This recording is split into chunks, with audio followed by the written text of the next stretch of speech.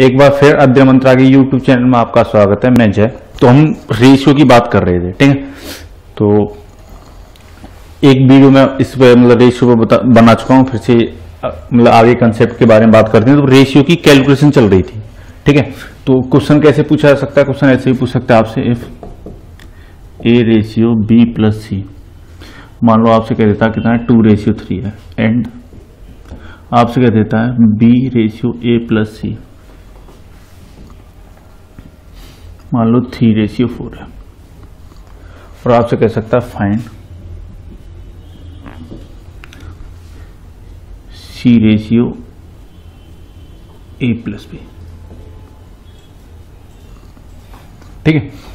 Question ये कह रहा है ए अनुपात बी प्लस सी कितना है 2:3 है, और बी अनुपात ए प्लस सी कितना है 3:4 है। तो आपसे कह सकता है find C ratio A plus B, यानी सी अनुपात ए प्लस बी ज्ञात करें, ठीक है। काफी अच्छा क्वेश्चन है और एग्जाम में पूछा भी जा सकता है, ठीक। तो थोड़ा सा समझना, क्वेश्चन ने मुझसे बोला कि ए रेशियो बी प्लस सी कितना है 2:3 है, और क्वेश्चन कह रहा है बी और ए प्लस सी का जो रेशियो वो कितना 3:4 है। अच्छा भाई, तो देखो करना क्या आपको कि ए बी सी की अगर बात हो रही हो, आप ए प्लस बी और सी को जोड़ो तब भी वही सम आएगा, या आप ऐसे जोड़ दो बी प्लस ए प्लस सी तब भी वही सम आएगा, या आप ऐसे जोड़ो सी प्लस ए प्लस बी, ठीक है। यानी ए प्लस बी का जो सम है वो हमेशा कैसा रहेगा, इक्वल रहेगा, चाहे कैसी भी कंडीशन हो, ठीक है। तो मैंने देखा यहां पर अगर मैं दोनों को जोड़ता हूं तो मेरा 2 यूनिट और 3 यूनिट मिलाकर कितना होगा 5, यानी ए बी सी को अगर जोड़ोगे तो कितना होगा 5, और यहां पर ए बी सी को जोड़ते होगे तो कितना होगा 7। क्वेश्चन ने ना अलग अलग दे रखा है, पर ये होता क्या है, इक्वल होता है। यानी इधर से भी आप सम करो तीनों का तब भी बराबर आना चाहिए, और यहां पर भी सम करो तब भी कैसा आना चाहिए, बराबर। क्वेश्चन ने बराबर नहीं दे रखा तो मुझे क्या करना पड़ेगा, इसको बराबर करना पड़ेगा, ठीक है। तो बराबर कैसे करोगे, अगर एक तरफ 5 लिखा हुआ है एक तरफ 7, तो आप कहोगे बराबर करने के लिए ऊपर 7 से मल्टीप्लाई, नीचे 5 से मल्टीप्लाई। बिल्कुल आपको यही करना है, ठीक है। तो यही प्रोसेस आपको करना है। तो मैंने देखा ये कितना 5, तो 5 से इसमें मल्टीप्लाई कर दो, ठीक। अच्छा ये कितना 7 से इधर मल्टीप्लाई कर दो, तो 7 से मल्टीप्लाई करोगे कितना होगा 14:21, और ये कितना होगा 15:20, ठीक है। तो ये भी कितना हो गया 35 हो गया, और ये भी कितना हो गया 35 हो गया, दोनों कितना हो गए 35, ठीक है। मैंने इसको भी सम को कितना बना लिया। अब एबीसी का सम देखोगे तब भी 35 हो रहा है, और यहां पे भी एबीसी का सम देखोगे कितना हो रहा है 35, यानी मैंने सम को इक्वल कर लिया। मैंने ये पिछली वाली वीडियो में ये बात आपको बताई थी कि रेशियो में किसी भी नंबर से मल्टीप्लाई करने से कोई फर्क नहीं पड़ता, रेशियो कैसा रहता है, सेम बना रहता है, ठीक है। 14 और 21 में भी वही रेशियो जो 2 और 3 में होता है, 15 और 20 में भी वही रेशियो जो 3 और 4 में होता है। मैंने रेशियो को चेंज नहीं होने दिया, मैंने सम को इक्वल कर लिया, ठीक है। तो अब मुझसे क्वेश्चन पूछ रहा था सी रेशियो ए प्लस बी बता दो। तो मैंने देखा ए की वैल्यू कितना 14 और बी की वैल्यू कितना 15, तो दोनों को मिलाओगे कितना हो जाएगा 29, ठीक है। अच्छा तीनों को मिलाकर कितना, तो 35 था, ठीक है। तो अगर ये 29 है दोनों को मिलाकर तो बचा कितना 6, ठीक है। तो 6:29 ये आंसर होगा। या आप ऐसे भी निकाल सकते हो, कैसे भी कर सकते हो आप कि ए प्लस बी को मिलाकर कितना होगा 29, ठीक है। ए की वैल्यू कितनी है 14, और यहां पर ए प्लस सी की वैल्यू कितनी है 20। अगर आपको सी की वैल्यू निकालनी है तो 14 को हटा दो, सी की वैल्यू कितनी बचेगी 6, ठीक है। तो उम्मीद करता हूं आप इस बात को समझोगे। चलते हैं नेक्स्ट क्वेश्चन की तरफ। आइए देखते हैं एक और क्वेश्चन, आइए देखते हैं इस क्वेश्चन को।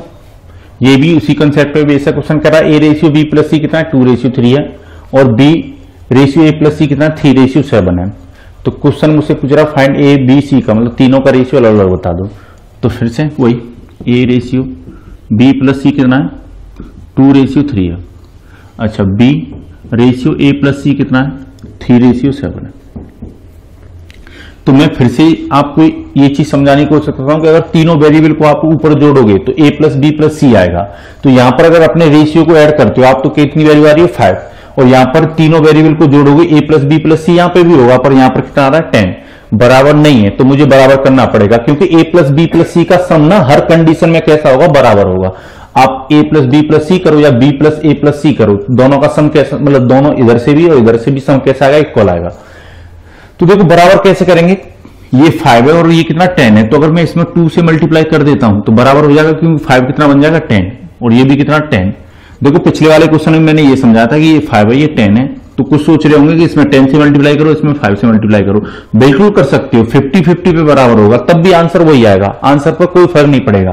पर आप बताओ अगर ये 10 है तो मैं क्यों ना इस 5 को 10 बना लूं, मुझे 2 बार में मल्टीप्लाई करने से अच्छा है कि एक ही बार मल्टीप्लाई कर लो, आसानी से सॉल्व हो जाएगा। तो 2 से मल्टीप्लाई करोगे ना 4 रेशियो कितना होगा, ये 6, और ये कितना चलेगा 3:7।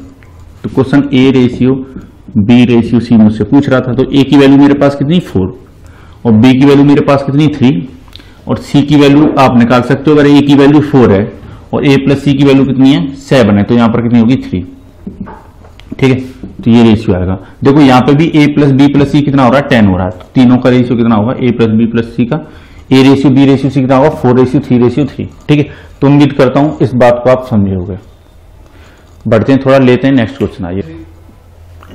आइए देखते हैं इस क्वेश्चन को। क्वेश्चन ऐसे ही पूछा जा सकता है। क्वेश्चन कह रहा है if 0.6 A equal 75% B equal 8/5 C find A ratio B ratio C। ठीक है, तो इसको आप कैसे लिख सकते हो, 0.6 को हम लिख सकते हैं 6/10 और यानी अगर कैंसिल करोगे तो 3/5। तो मैं ये कह सकता हूं 3/5 क्या हो जाएगा 8। 75% को कैसे लिख सकते हो आप, 75% की जगह क्या आता है 1/100, ये 25 से काटोगे 3 कितना हो गया 4, तो 3/4 B हो गया। अच्छा, और ये तो 8/5 C है। ठीक है, तो मैंने कल रेशियो निकालना सिखाया था कि अगर आपने पिछली वाली वीडियो देखी हो तो अगर इस तरह की कंडीशन है और आपको A B C का रेशियो निकालना है तो A की वैल्यू को छुपा लो, अदर का मल्टीप्लाई, तो इसको छुपाओगे, इन दोनों का मल्टीप्लाई करोगे, 4 से 2 काटोगे तो 6/5 हो गया। रेशियो का लगाओगे, B की वैल्यू निकालनी, B की वैल्यू को छुपा लो, इन दोनों का मल्टीप्लाई करोगे, B की वैल्यू छुपा लो, इन दोनों का मल्टीप्लाई करोगे, कितना हो गया 24/25। C की वैल्यू निकालनी तो C की वैल्यू को छुपा लो, इन दोनों का मल्टीप्लाई करो तो कितना होगा 9/20।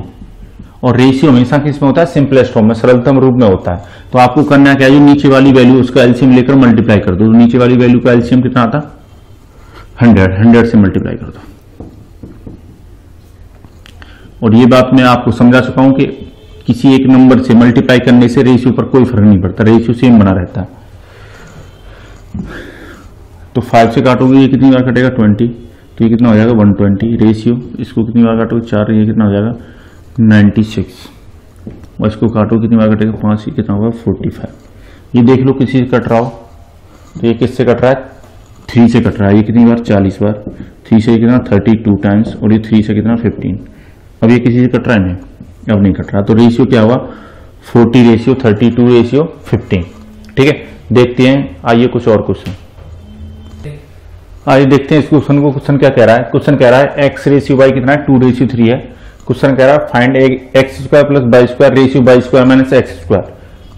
देखो एक चीज हमेशा याद रखना, अगर क्वेश्चन ना आपको रेशियो देकर रेशियो पूछता है, अनुपात देकर क्या पूछ रहे आपसे अनुपात, तो आप ना अपने रेशियो की वैल्यू सीधी सीधी पुट कर सकते हो। पर अगर क्वेश्चन रेशियो देकर रेशियो नहीं पूछ रहा है तो आप सीधा सीधा वैल्यू पुट नहीं कर सकते हो। जैसे क्वेश्चन आपको ये कहता कि x और y का जो रेशियो है, मान लो 2:3 है, आपसे कह देता फाइंड x² प्लस y², तब आप सीधी सीधी वैल्यू नहीं रख सकते थे, यानी 2 और 3 को आप सीधा सीधा नहीं रख सकते हो। पर अगर क्वेश्चन आपको रेशियो देकर क्या पूछता है रेशियो, तो आप सीधा सीधा पुट कर सकते हो, कोई फर्क नहीं पड़ता। ठीक है, तो क्वेश्चन ने मुझसे क्या पूछा x² plus y² ratio y² minus x²। तो x की जगह पर कितना रखोगे 2 का स्क्वायर प्लस y की जगह पर कितना रखोगे 3 का स्क्वायर रेशियो y की जगह पर कितना रखोगे 3 का स्क्वायर माइनस 2 का स्क्वायर। तो इसका स्क्वायर कितना 4 और इसका 9, तो 13 रेशियो, ये कितना 9 और ये कितना 4, ये कितना 5, 13 रेशियो कितना हो जाएगा 5, 13:5। ठीक है, तो उम्मीद करता हूं आप इस चीज को भी समझे होगे। देखते हैं आइए और कुछ आइए देखते हैं इस क्वेश्चन को। क्वेश्चन क्या कह रहा है, क्वेश्चन कह रहा है the ratio between 3 numbers is 1/2 ratio 3/4 ratio 5/6। यहां पर एज नहीं आएगा, यहां पर एफ आएगा। If smallest number is 90 then find largest number. Hindi में अगर क्वेश्चन को समझाना चाहिए तो क्वेश्चन कह रहा है 3 संख्याओं का अनुपात 1/2 अनुपात 3/4 अनुपात 5/6, यदि सबसे छोटी संख्या 90 हो तो सबसे बड़ी संख्या ज्ञात करें। ठीक है, तो 3 नंबर थे, मान लेते हैं N1, N2 और N3 थे। इनका रेशियो कितना था? 1/2, रेशियो 3/4, रेशियो 5/6। ठीक है, तो मैंने आपको ये पिछली वीडियो में ये बात बताई थी कि रेशियो कभी भी फ्रैक्शन की फॉर्म में नहीं हो सकता।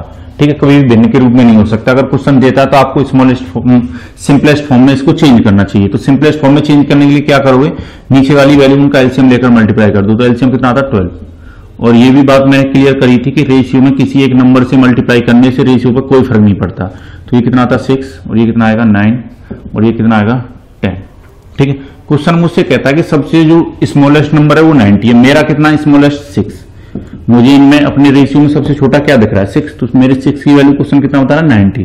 तो अगर मेरी 6 की वैल्यू 90 है तो मेरा 1 की वैल्यू कितनी होनी चाहिए? 90 में 6 से डिवाइड करो, कितना? 15। ठीक है, तो अगर मेरी 1 की वैल्यू 15 है तो क्वेश्चन कह रहा था लार्जेस्ट नंबर बताओ। तो आपको रेशियो के अकॉर्डिंग सबसे लार्जेस्ट कौन सा लग रहा है? 10। अगर 1 की वैल्यू 15 आई तो आपकी 10 की वैल्यू फिर कितनी होनी चाहिए थी? 150। तो लार्जेस्ट नंबर जो होगा वो कितना होगा? 150 होगा। ठीक है, लार्जेस्ट नंबर कितना होगा? 150 होगा। तो उम्मीद करता हूं आपको ये बात समझ में आई होगी। तो मैं आपके लिए छोटे छोटे जो सीटेट में जिस तरीके के क्वेश्चन बन सकते रेशियो में और लेकर आता रहूंगा। मिलते हैं अगली वीडियो में, बने रहिए आप अध्ययन मंत्रा के साथ।